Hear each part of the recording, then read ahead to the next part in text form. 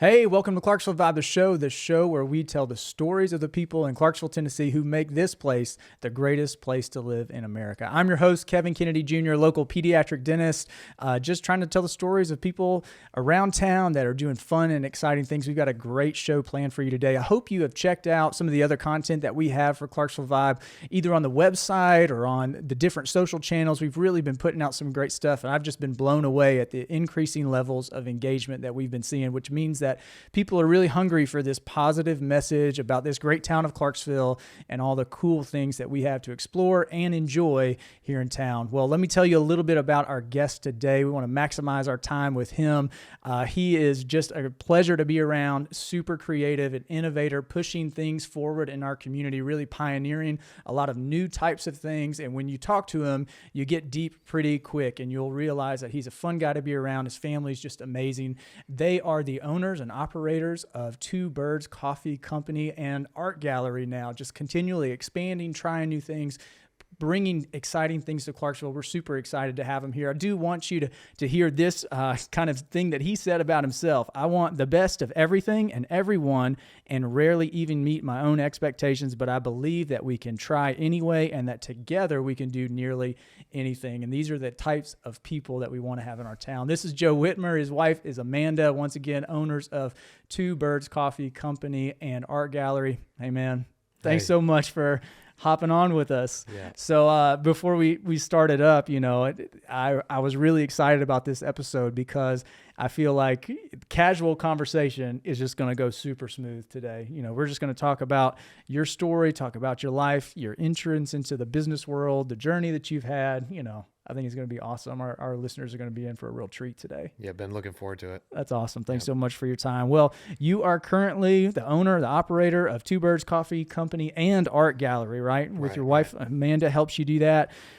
I just want to start right out of the jump. Give us an idea of what makes Two Birds brand unique, and what is it that makes your mission so special and why people kind of attach onto your brand? Because the reason I ask this question is coffee is, a use by so many people, right? And to find your niche, to find your mission in this big industry, it takes a lot of creativity and a lot of intention. And I know you guys have hit that with a home run. Well, I appreciate that. It's honestly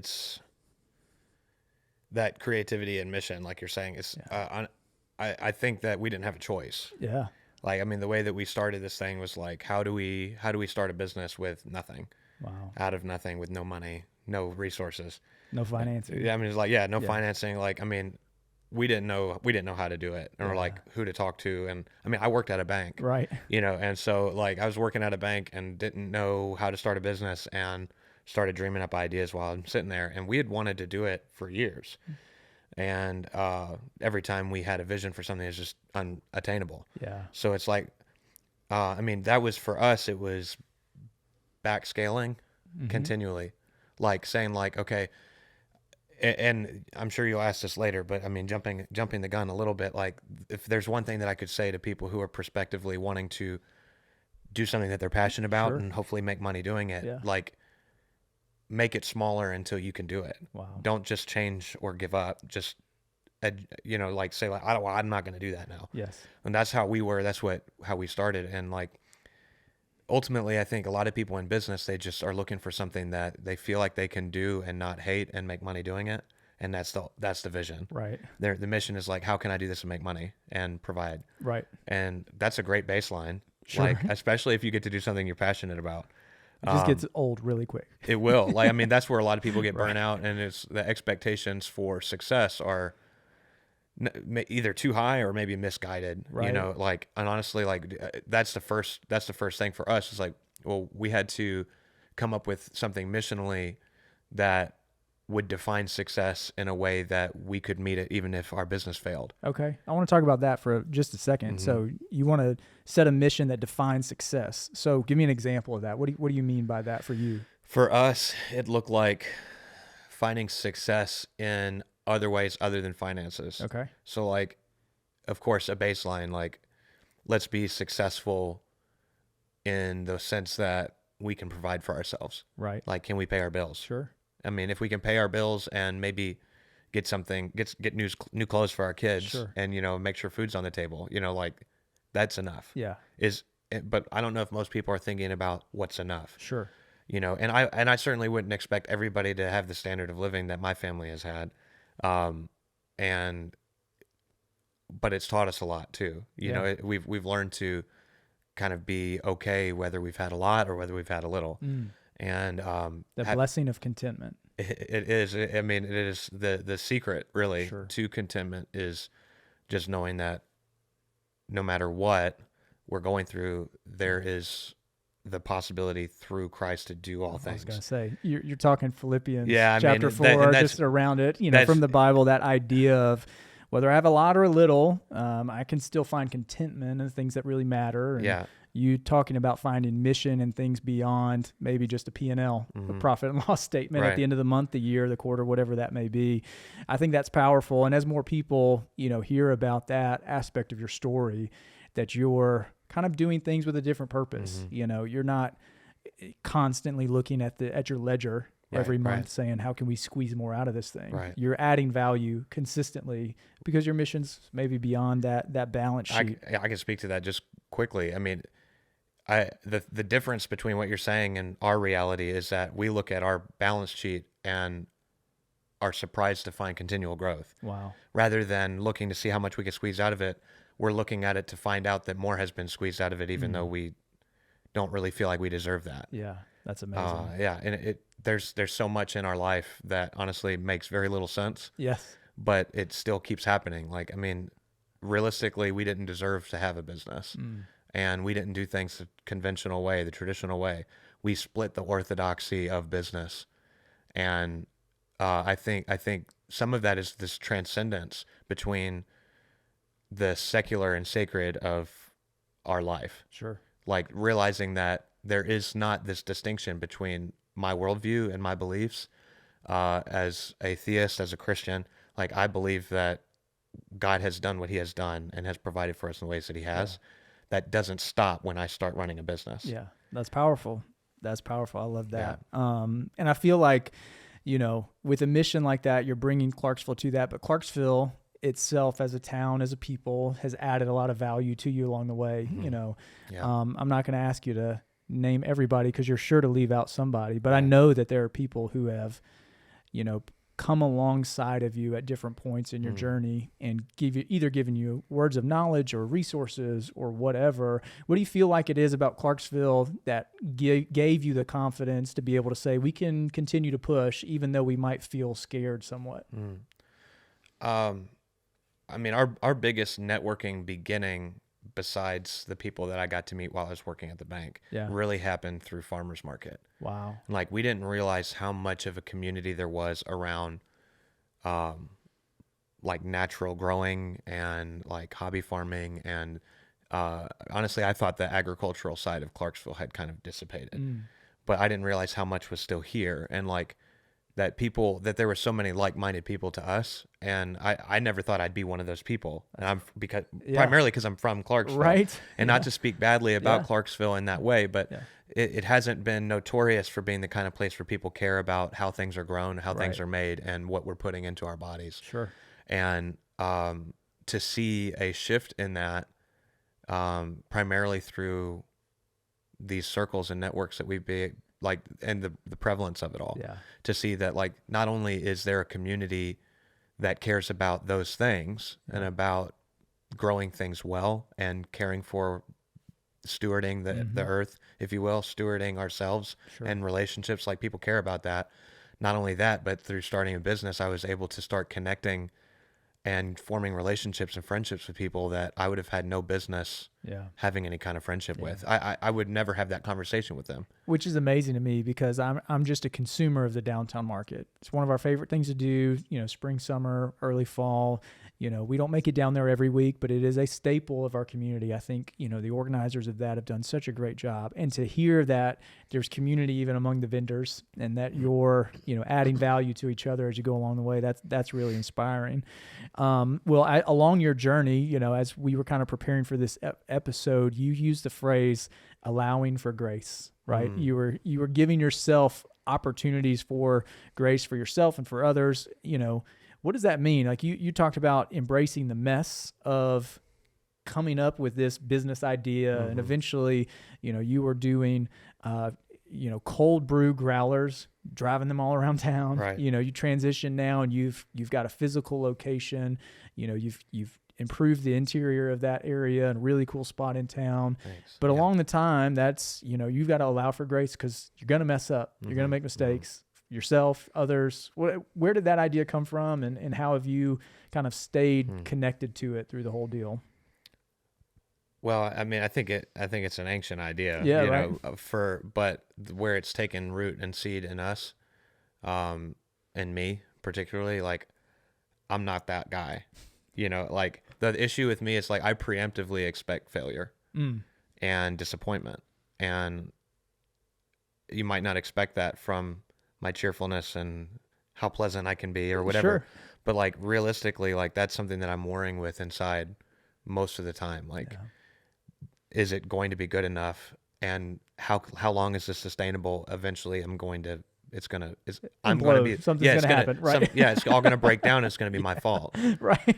And falls on me. everybody's going to see it. And it's, my name, right? Sure. And like how concerned we end up being about those things. But what I'm learning, through this process, which very well may be just as important, an important factor of us having a business, maybe just as much of the purpose of us having a business, is this business has forced me as like, I'm really kind of like a display artist, like I'm a presentation artist, not a performing artist. Okay. So like, I like doing all of the work behind the scenes and then displaying it. Yeah. Like, that's what I like. I don't want to have an open invitation to the concert hall so everybody can hear me do warm-ups. You know what I mean? Right. Some people film that and stuff, and I have friends who are in the art world that are great, and people love seeing the process of creating a piece, creating music, creating things, these works. People love seeing the bones of it, and that causes me like so much anxiety for people to see my flaws. The process, right? I mean, it's like brokenness, and seeing that shift in me to say like, well, this business has forced me to display those things, because otherwise we would have failed before we started. And one of the things you pointed out was that displaying of it actually encouraged others along the way, because now your vulnerability, the communication of your reality gave other people hope, gave other people the courage to take that next step, to not give up in their own journeys, whatever it may have been. That's what this room for grace is, right? Yeah. It's understanding that like, if you don't allow for grace in the future, what you're doing is blocking it now. Okay. Right? Like, to clarify, because I know there's some people that are watching or listening that aren't going to really even understand the concept of grace as it is. That's hard for me, because like, I'm learning how it's applied, but I know it in concept. Some people don't even know that. Grace being just unmerited favor, getting things that you shouldn't have. Right. And allowing room for mistakes, or freedom to grow. Right? That's kind of what grace is, right? So understanding that definition, it's very loose, of course, but like the application of that is, if I don't give myself room for grace for future failures, I've already paved the way for failure, for pain. That's right. And I'm beginning from a place of negativity.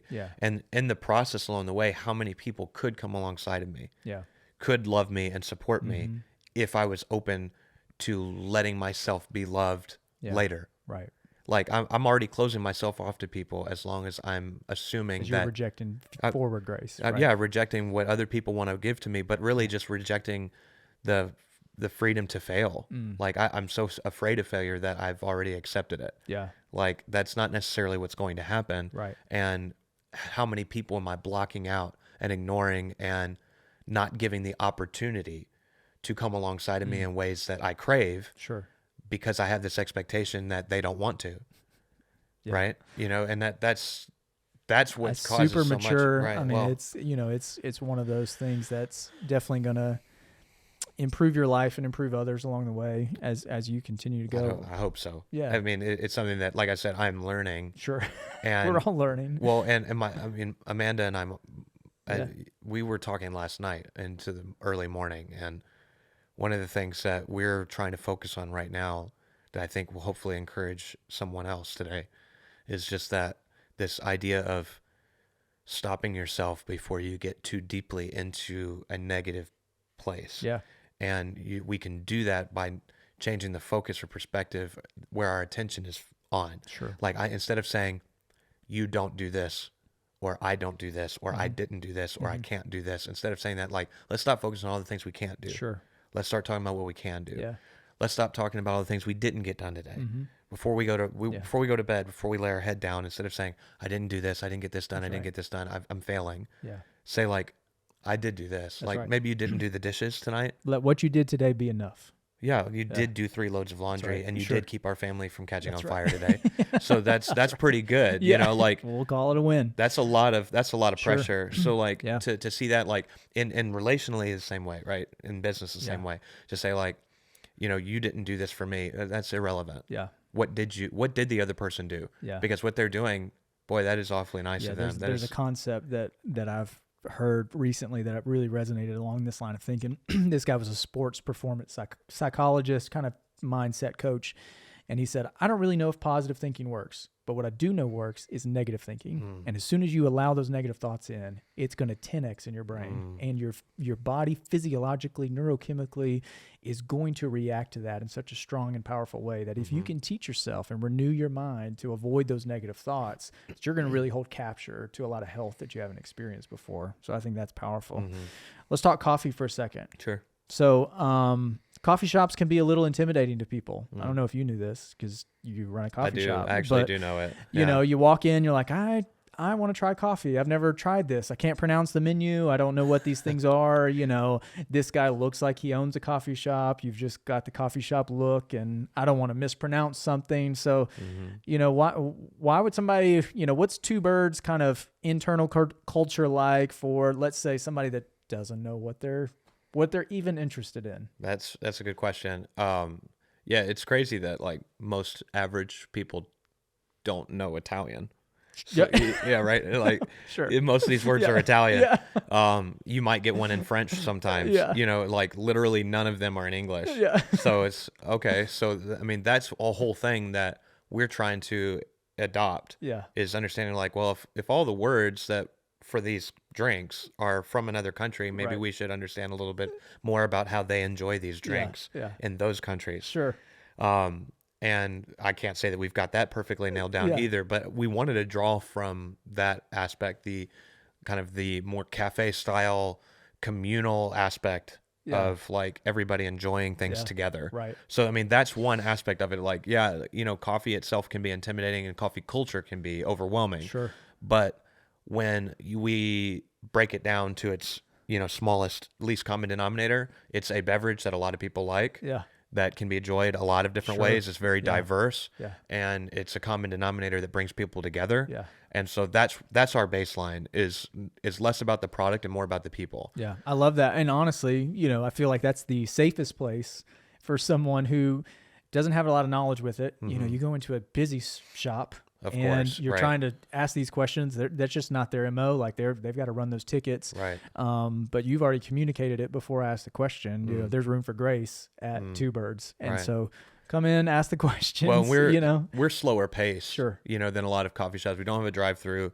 because we're not paying employees to be there all day. Like our hours fit our life. Sure. So that's where we see what we want to try to do is like a lot of times people in the coffee industry use terminology like dialing in the coffee.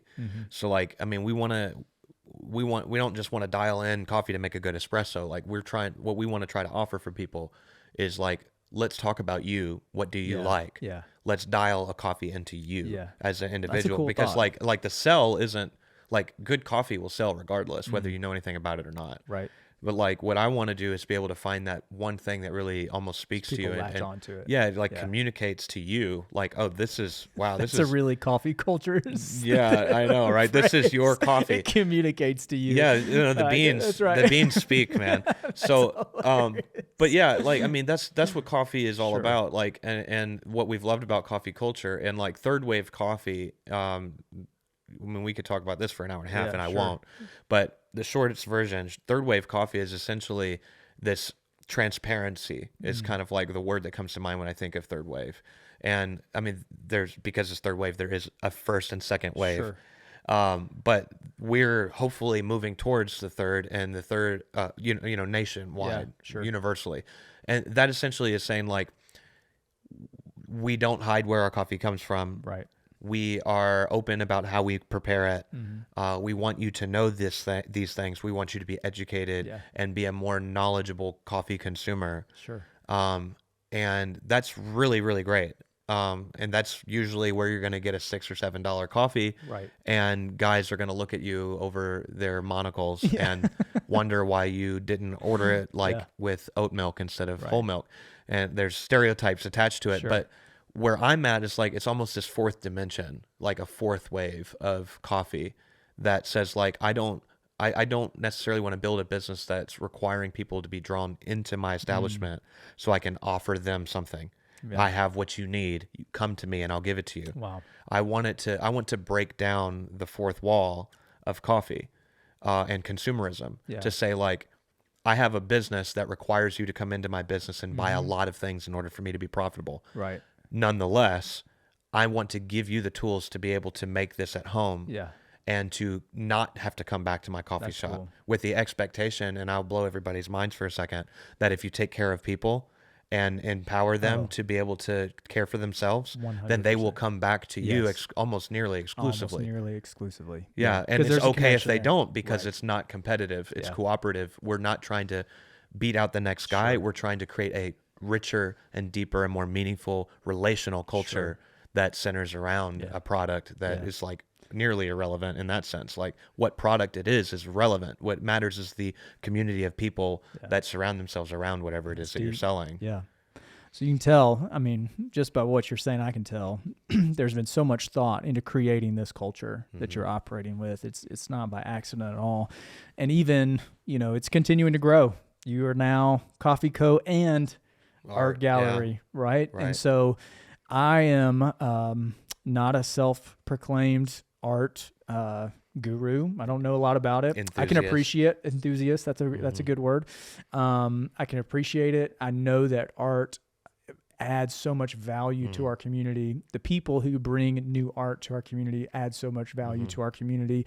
And so when you see towns and cities really start to turn the corner, have really cool, venues, have great events, have great experiences. It comes with people who are very creative. So I love the idea of adding this art gallery into your physical space. Well, where'd that idea come, and what's your hope for a random person walking in? What would they know? So, I mean, we've touched on it some already, but like, I don't think, personally, my conviction currently is that there is not a separation between my worldview and God and the rest of my life. Yeah. And that has led me into a deeper appreciation and understanding of creation. Not that I have it figured out. I don't get everything, of course, but there are two things that I see in the Bible, like Old Testament, New Testament. Most people will say it's like the wrath of God and the mercy of God. I don't see that. I see God as, like, not as what he does, but as who he is. In the Old Testament, you have God, the creator. In the New Testament, you have God, the redeemer. And what God does as creator is, if we believe what we believe, not assuming not everybody does believe this, but assuming that it is true based on my belief, God as creator made man in his image, and his image is creator. So, like, the problem that we have is that we've limited ourselves as to what creatives are. We've isolated and separated creation and creatives as a group of people to the arts and design department of the liberal arts university. And what I'm tracking with you is you're about to blow our minds and say that those who have been creative are by nature also creatives. Right. Exactly. I think creatives can stay their subgenre, but creators is what we've all been made to be. Wow. Right. It's so not your art gallery is just it's expression, right? Like, and that's a commonly used term. It's expressions of creating. And, like, I mean, some people are gifted in mathematics. That's creation. Yeah. Some people are gifted in sciences like physics and biology. That's creation. Yeah. You can be an engineer. That's creation. Yeah. You can literally be a guy that cuts grass. You That's could be creation. a pediatric dentist. You could be a and pediatric dentist. ridding the world of decay and restoring what was broken and making it that's it. whole again, right? I was going to say that's a form of creativity That's right, sure. that didn't Yeah. exist at one point in the right. history of Yeah. man. Yeah. And I That's think my role. honestly that's actually a really great visual of redemption. Sure. Yeah. Like because like It's- maintenance is one thing, but to actually take and restore, yeah.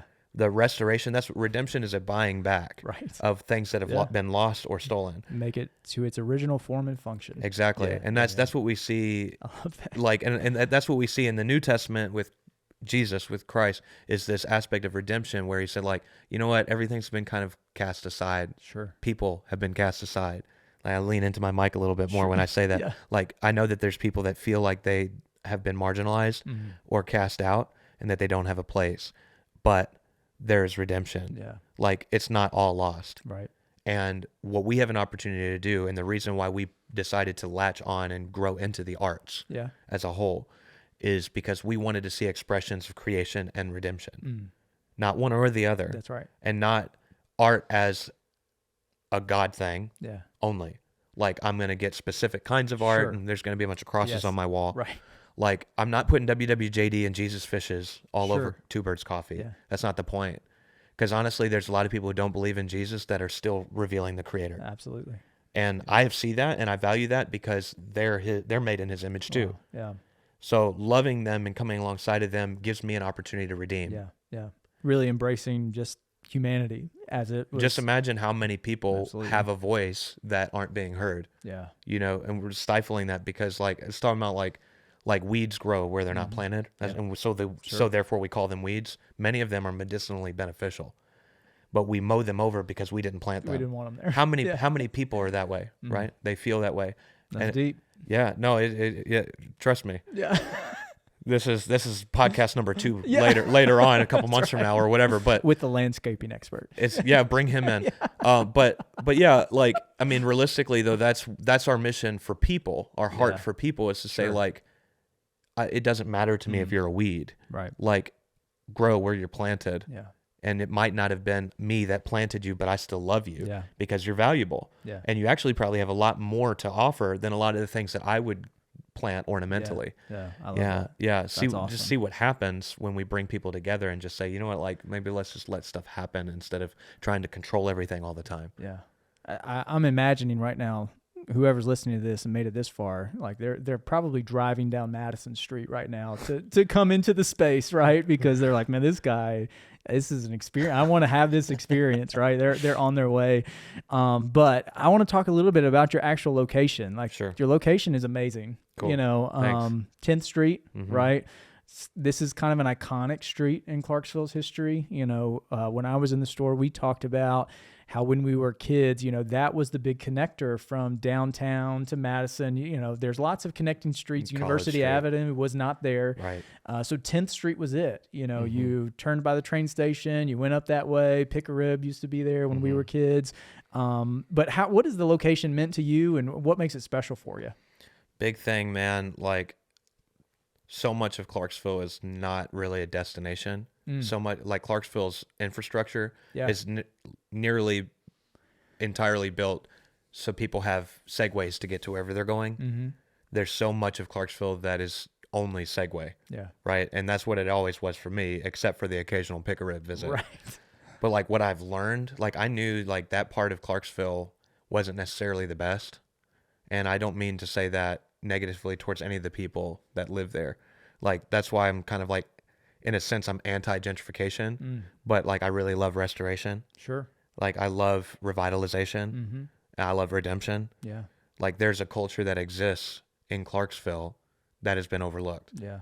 The fact that we were able to find this spot on 10th Street, I tried to call about it Yeah. once and didn't get through. Yeah. And randomly, my mom saw it and didn't even know I'd already inquired about it. Wow. Called the number on the sign. Next thing I know, we're getting to come by. Yeah. Like, it just happened to That's all a work mom out for you, right? Yeah, she's more persistent, kind of wild. Yeah. But, like, coming into this, I've got to meet so many people that, Yeah.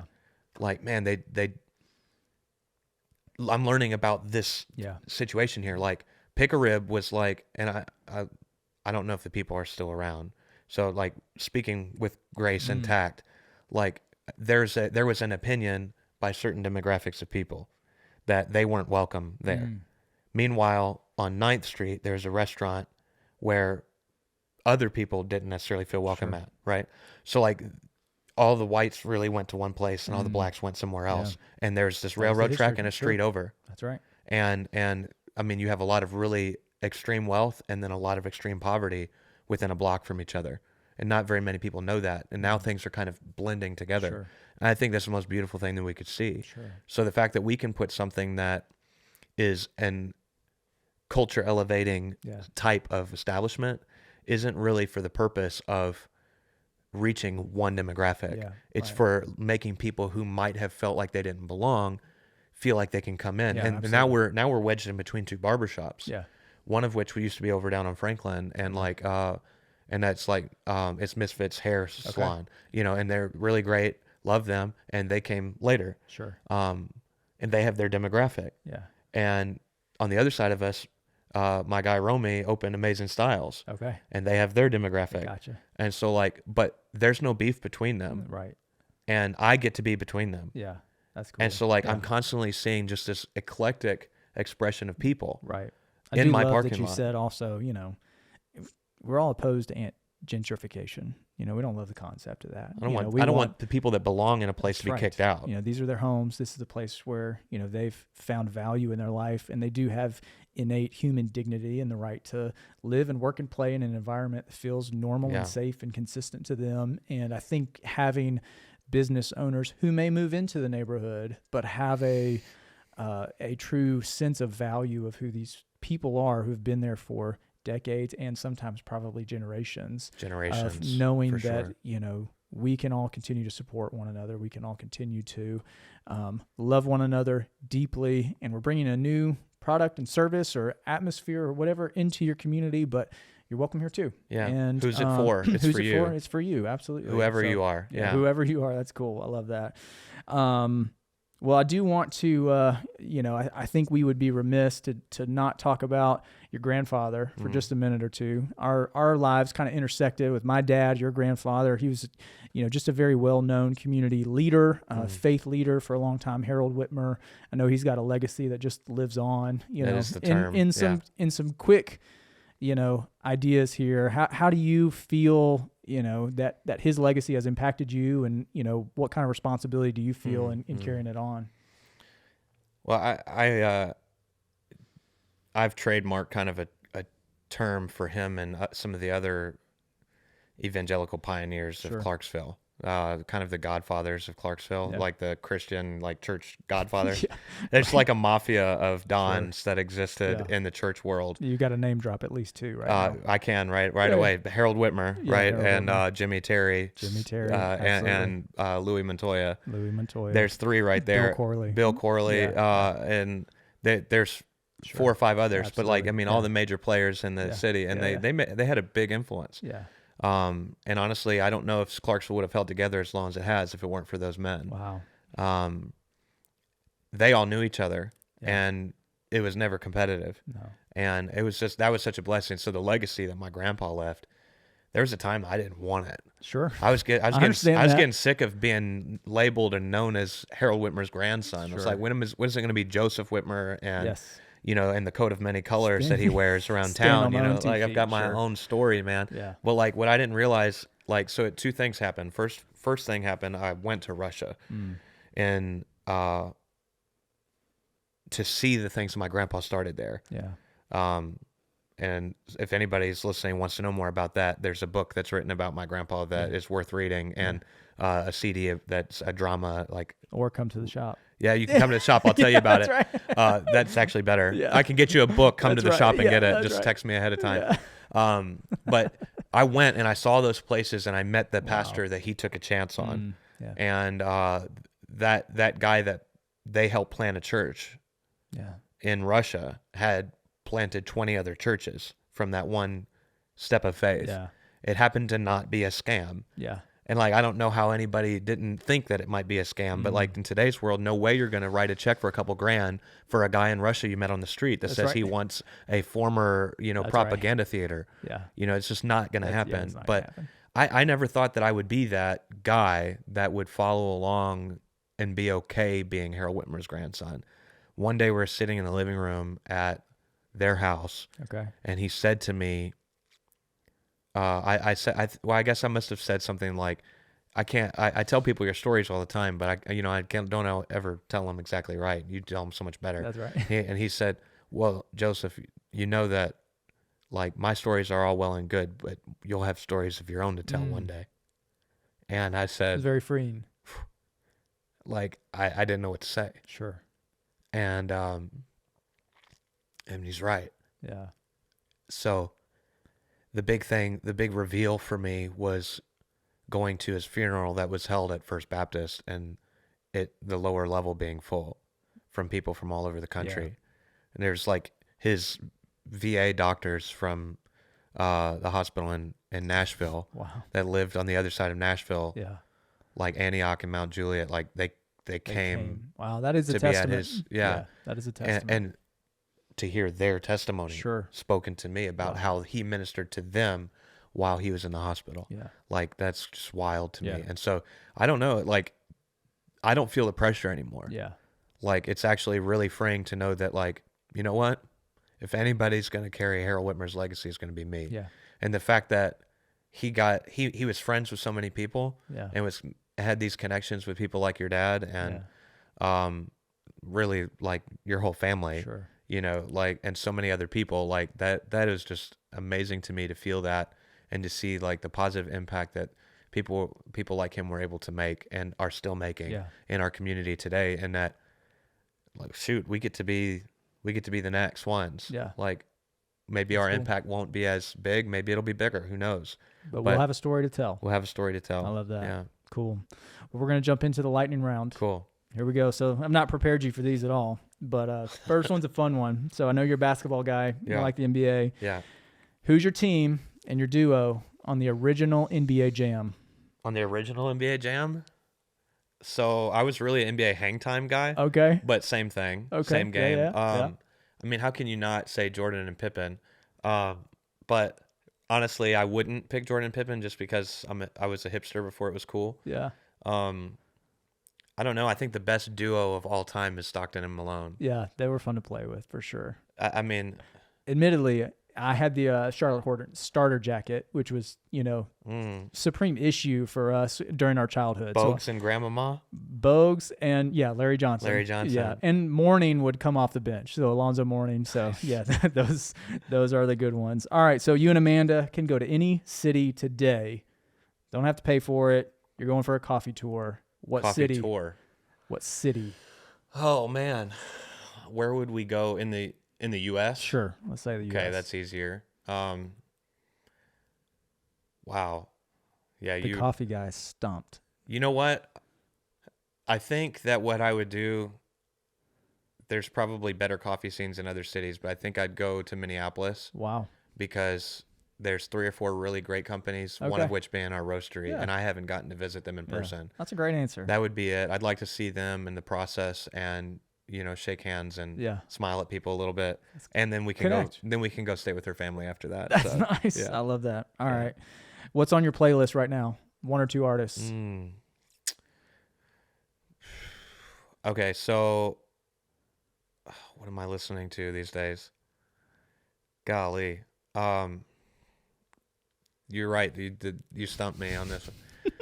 It's because it's so eclectic. It's so random. Remember. Oh my gosh. Yeah. So so I do listen to really eclectic mix, but